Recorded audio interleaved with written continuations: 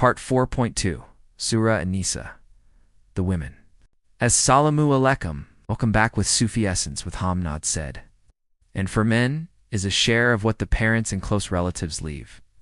And for women is a share of what the parents and close relatives leave, be it little or much a determined share. Kanzul Iman Quran, the women, 4-7. Context of revelation. This verse was revealed to abolish a prevalent and unjust practice in pre-Islamic Arabia. Before Islam, women and children were often denied the right to inherit property. Inheritance was typically reserved for the male warriors who could defend the tribe.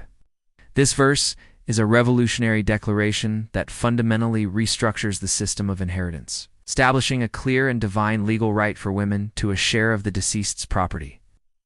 It is a powerful affirmation of a woman's economic and legal status, something unheard of in many societies of that time.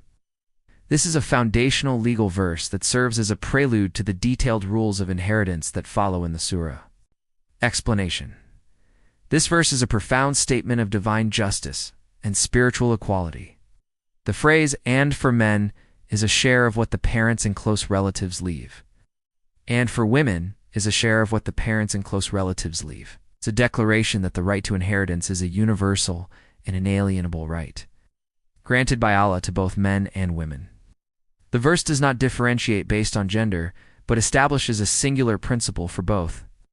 This is a spiritual teaching that tells us that a person's worth is not based on their physical strength or social role, but on their status as a human being in the sight of Allah. The verse then adds a critical qualifier, be it little or much a determined share. This is a crucial spiritual and legal point. It means that the value of the inheritance, no matter how insignificant, does not negate the woman's right to it. The phrase, "a determined share nasiba mafrudin," signifies that this share is not subject to human discretion, family customs, or social whims. It is a divinely ordained, fixed, and unchangeable law. From a Sufi perspective, this verse speaks to the sanctity of a person's individual rights and the importance of fulfilling trusts. The act of a family or community upholding this divine law is a test of their spiritual sincerity. To deny a woman her rightful inheritance, no matter how small, is not just a financial injustice, but a direct spiritual transgression against a divinely ordained command. The Sufi understands that the path of spiritual purification is in the meticulous adherence to these seemingly worldly laws. As they are a manifestation of divine justice on earth, this verse, therefore, is a spiritual roadmap to a just and equitable society, where every individual's worth is recognized and protected by divine law. The Ziya-ul Quran interpretation. The scholarly commentary in Ziya-ul Quran by Pir Muhammad Karam Shah al-Azhari illuminates this verse by emphasizing its revolutionary nature in the context of Arab society. He highlights that before the revelation of this verse, women were considered part of the inheritance themselves, to be inherited along with other property.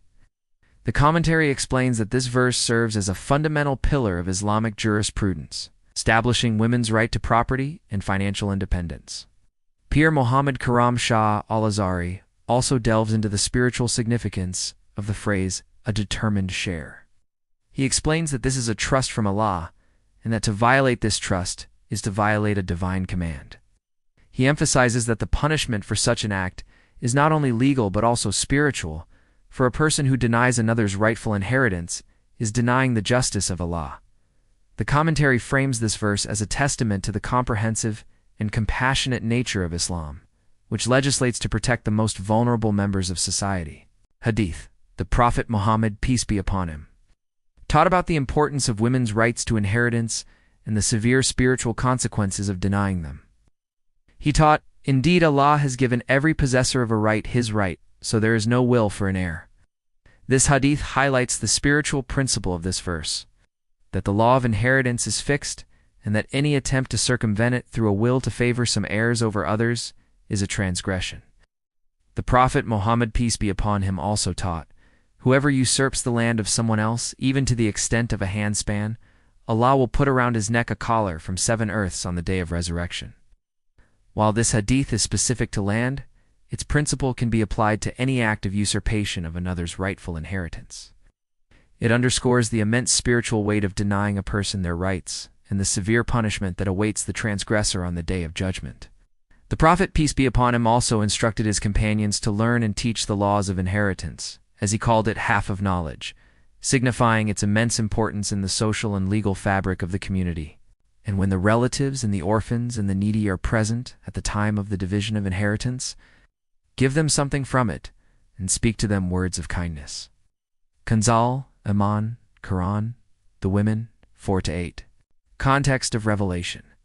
This verse was revealed to provide guidance on a specific social situation that would arise during the distribution of inheritance. Even with clear legal shares established in the previous verse, some people such as relatives who are not direct heirs, or orphans and the poor who might be present, could feel left out or neglected. This verse is not a legal command for a mandatory share for non-heirs, but a spiritual and moral injunction. It was revealed to instill the values of generosity, empathy, and social grace in the hearts of the heirs, preventing greed and fostering a spirit of compassion. It demonstrates that the law of Allah is not merely a dry legal code, but is infused with a profound call to kindness and human dignity. Explanation. This verse is a profound and beautiful spiritual teaching that serves as a divine and moral imperative. The phrase, "And when the relatives and the orphans and the needy are present at the time of the division of inheritance, give them something from it," is a powerful and spiritual declaration. It is a direct command to the inheritors to look beyond their legal shares and extend a hand of generosity to those who are present but have no legal claim. This act of giving is not about fulfilling a legal obligation, but about purifying one's soul from greed and selfishness. It is a spiritual teaching that tells us that a person's spiritual state is a reflection of their willingness to give from their own wealth, even when not required by law. The giving can be something from it, which signifies that even a small gift, if given with a sincere heart, holds immense spiritual value. The verse then adds a crucial spiritual dimension, and speak to them words of kindness. This is a sublime and spiritual teaching that elevates the act of giving from a simple transaction to a profound expression of humanity and empathy. The verse recognizes that sometimes, even when people are given a share, they can be hurt by the harsh words or dismissive attitudes of those with legal claims. This command teaches that a believer's spiritual responsibility extends not only to their actions, but also to their words. Kindness in speech is a reflection of a pure and compassionate heart. From a Sufi perspective, this is a lesson in ihsan, or spiritual excellence, to act with such grace and kindness that every action becomes an act of worship. It shows that true wealth is not in what one possesses, but in the generosity and compassion they are able to express. The Ziya-ul Quran interpretation. The scholarly commentary in Ziya-ul Quran by Pir Muhammad Karim Shah al-Azhari illuminates this verse by emphasizing its moral, rather than strictly legal nature. It explains that while the legal shares are fixed and must be followed, this verse is an act of spiritual purification for the inheritors. He notes that the act of giving to non-heirs is a means of attracting divine blessings upon the wealth. He highlights that the command to speak words of kindness is a spiritual testament to the importance of etiquette and compassion in all dealings. The commentary argues that a person who gives with a grudging heart and harsh words gains no spiritual benefit from the act. It is the combination of the charitable act and the beautiful words that completes the spiritual deed. The Ziya-ul Quran frames this verse as a spiritual and ethical guidance that perfects the legal system of inheritance, ensuring it is a process guided by mercy and not just by law. Hadith. The Prophet Muhammad, peace be upon him, taught about the immense spiritual reward of giving and speaking kindly. He taught, "Protect yourselves from the fire, even with half a date, and if you cannot, then with a good word."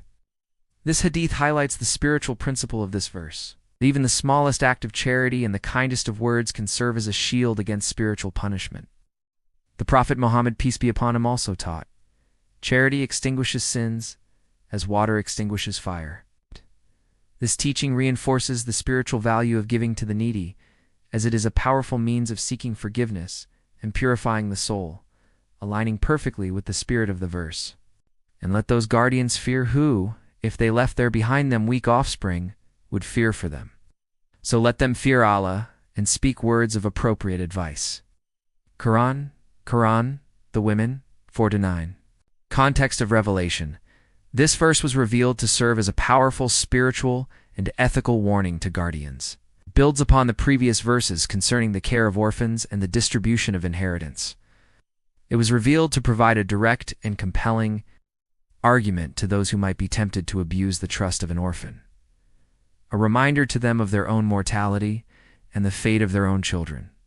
The verse was a spiritual and moral injunction meant to awaken the conscience of the guardian, urging them to treat an orphan with the same care and consideration they would want for their own children if they were to pass away.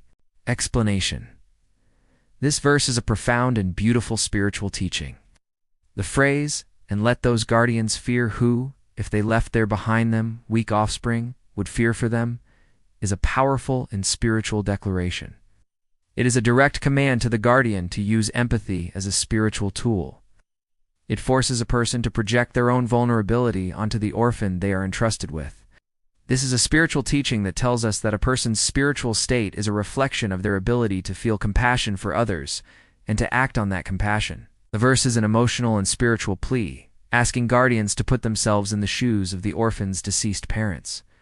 It is a call to a higher spiritual state, where one's actions are motivated by compassion and foresight, rather than greed or selfishness. The fear mentioned here is not just of worldly loss, but of the spiritual consequences of failing a divine trust. The verse then adds a crucial spiritual dimension, so let them fear Allah and speak words of appropriate advice. This is a sublime and spiritual teaching that elevates the act of guardianship to a spiritual discipline. It is a call for the guardian to anchor their actions in a deep reverence for Allah, and to let this fear guide their every decision.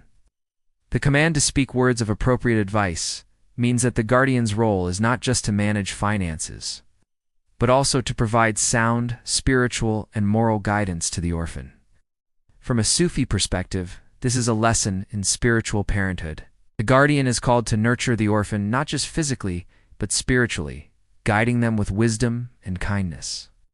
This shows that the true act of guardianship is not about controlling wealth, but about building a person of virtue and strength. It is a testament to the fact that the spiritual responsibility of a guardian is immense, encompassing both financial and moral care.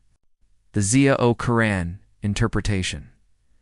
The scholarly commentary in Quran by Pir Muhammad Karim Shah al-Azhari illuminates this verse by emphasizing its deeply psychological and spiritual nature.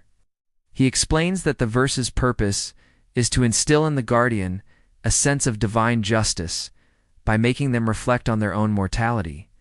He notes that the verse is not just a warning, but a spiritual roadmap for self-purification.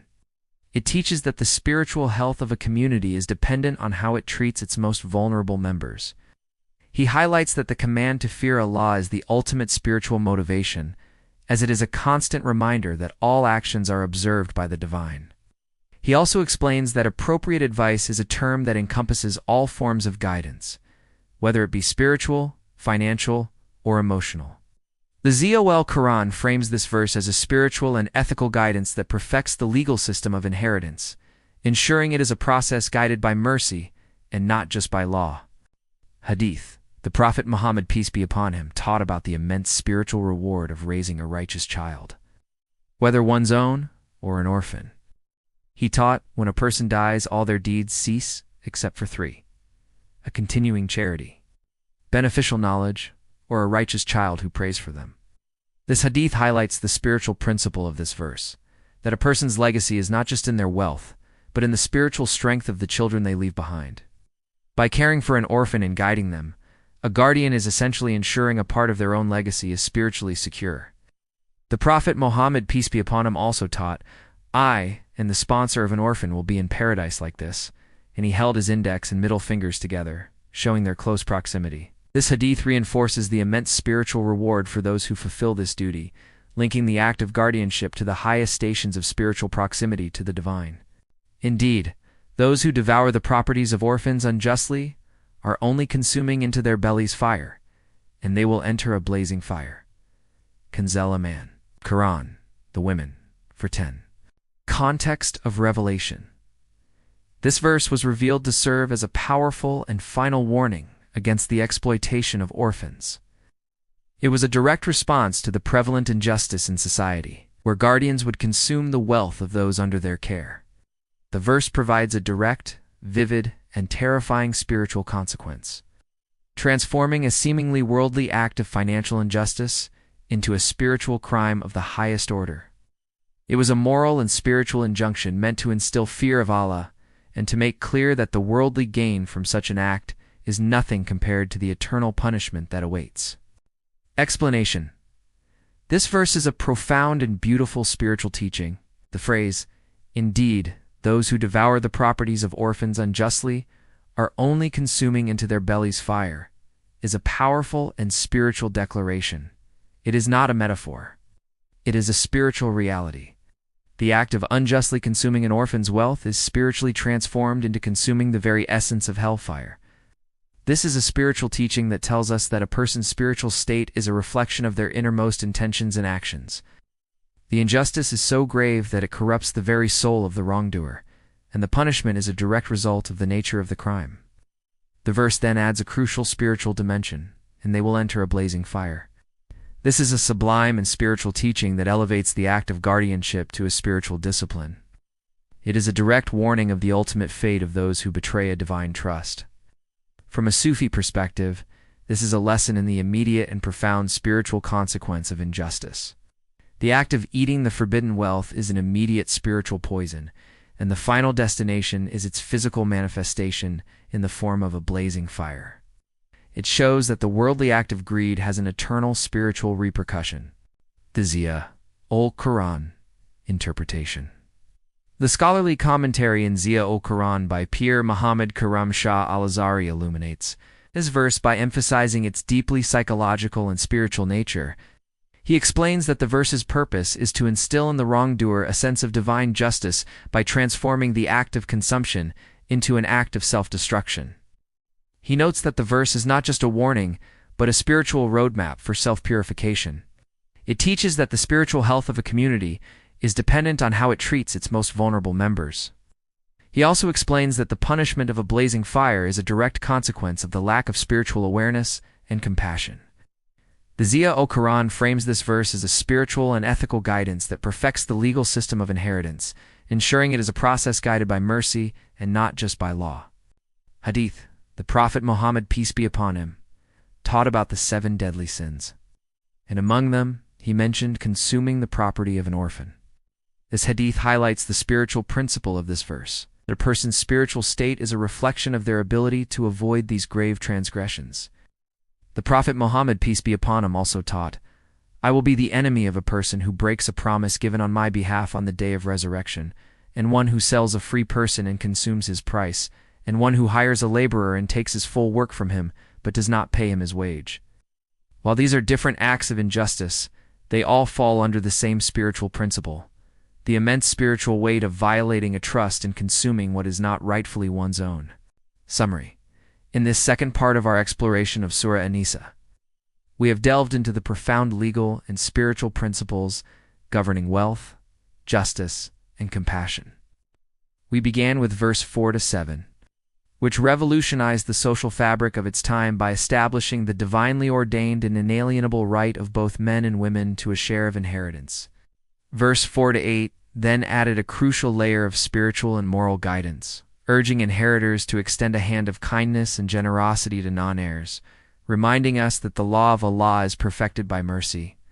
This was followed by the poignant warning in verse 4-9, which used empathy as a spiritual tool to awaken the conscience of guardians, urging them to treat orphans with the same fear and care they would wish for their own children. We concluded with the powerful and terrifying spiritual reality in verse 4:10, which transformed the worldly act of consuming an orphan's wealth into a spiritual crime, with the ultimate spiritual punishment of consuming fire. The overarching theme that binds these verses is the absolute centrality of justice, compassion, and trust as the highest spiritual virtues, which must manifest in our dealings with wealth and with one another. Closing remarks.